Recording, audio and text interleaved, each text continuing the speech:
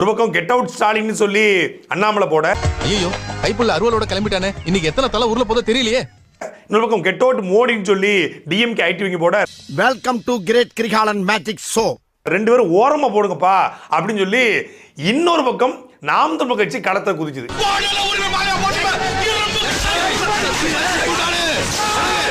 Get out Modi and Stalin இது களத்திலே இல்லையே, இது எதிர்பார்க்கவே இல்லையே. ரெட்டோக்கல பண்ணிட்டு இப்பதான் ஜெயில இருந்து திரும்பி வந்திருக்க, மறுபடியும் சம்பவம் பண்ணி சரண்டர் ஆக வச்சிட்டீங்களா? சண்டை உங்களுக்கு நீங்க ரெண்டு பேரும் ஒண்ணுதான், ஆரியமும் திராவிடம் ஒண்ணு, அது அறியாத தமிழ வாயில மண்ணுங்கிற மாதிரி ஒரே அடியில ரெண்டு பேர் அப்படியே சுக்கு சுக்கா நொறுங்க போறீங்க. நாம் தமிழர் கட்சி ஐடிவிங்க களத்துல புகுந்து ஒரு மணி நேரத்துல 60,000 ட்வீட்ஸ் போட்டு எனக்கு தெரிஞ்சு இந்தியாவில் அந்த மாதிரிலாம் போட முடியாது ஆர்கானிக்கா. நேத்து நடந்த சைக்கிள் போட்டியில ஜெயிச்சு கப்பு வாங்கிட்டா, ஜெயிச்சு இப்போ பாட்ஸ் வச்சு விலைக்கு வாங்கி காசு கொடுத்து டிஎம்கே ஐடிவிங்க வேலை பார்க்குது. 5 ரூபா கொடுப்பீங்களா? இந்த முறை போதுமா? அதே போல பிஜேபி ஐடிவிங்க காசு கொடுத்து பாட்ஸ் வச்சு தர்மம் போடுங்க அம்மா, பிச்சை போடுங்கம்மா. திடீர்னு பார்த்தா வந்தேன் கமலேஷ் யாதவ் அப்படின்னு ஒருத்தன் உள்ள வர்றான். யாரா நீ என்னடா கெட் அவுட் ஸ்டாலின் போட்டுட்டு இருக்க? அவனை பார்த்தா பீகார்ல இருக்கான். 100 ரூபாய் குறைக்கலாமா நான் பார்த்துட்டு இருக்கேன். என்னடா இது இப்படி பண்ணா நீ எப்படிடா? ஆனா களத்துல 24 ஹவர்ஸும் ஒரு ஐடி விங்கால இயங்க முடியும் அப்படின்னா அது நாம் தமிழ் கட்சி ஐடி விங் தான் பார்க்க முடியும். ஸ்பார்டன்ஸ், உங்கள் தொழில் என்ன? திமுக காரன் காசு கொடுத்தா வேலை பார்ப்பான். எனக்கு பிடிச்ச விளையாட்டு விளையாடி இருக்கேன், பக்கத்துல எங்க அப்பா கூட இதுதான் ஓட்டிட்டு இருக்கான், இது எங்களுக்கு பிடிச்ச ஃபேமிலி விளையாட்டு. பிஜேபி காரன் வந்து காசுக்காக வேலை பார்ப்பான். ஆனா நாம் தமிழ் கட்சி ஐடி விங் உலகம் முழுமைக்கும் வேலை செய்யறாங்க.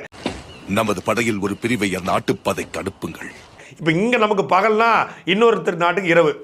ரத்தம் பார்க்க ஆவல் என்றால் தாராளமாக சேர்ந்து கொள்ளலாம். இங்க நமக்கு சாயந்தரம் 6 மணினா இன்னொருத்தருக்கு காலையில 6 மணியா இருக்கும். உனது படைகளை துவம்சம் செய்து செய்து எனது தசைகளுக்கு பிடிப்பு ஏற்பட்டு விட்டது.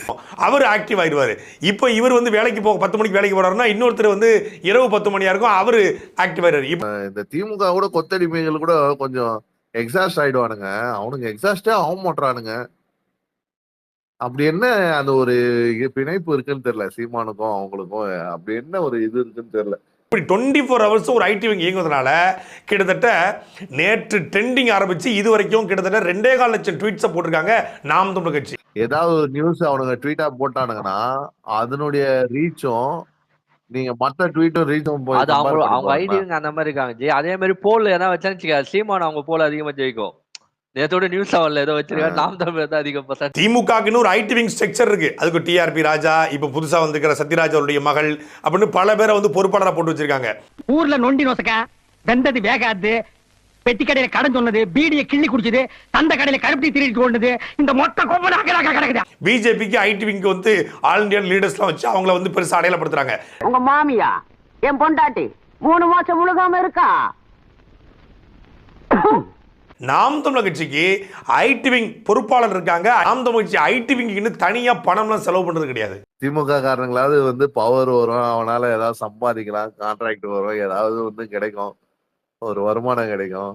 ஆனா இந்த தம்பிகளுக்கு என்டிகே தம்பிகளுக்கு சீமானால என்ன ஒண்ணு வரப்போகுது? இவனுக்கு தான் டொனேஷன் பண்ணிட்டு உட்காந்து இருக்கானுங்க. அப்புறம் ஏன் அப்படி தீவிரமா இருக்கிறாங்கன்னு எனக்கு புரியல. என் தம்பிகளை அண்ணன் சொன்னா தம்பி கேட்கணும், தம்பிக்கு ஒண்ணு அண்ணன் பார்க்கணும்டா. அதுதான்டா அண்ணன் தம்பி உறவுங்கிறது.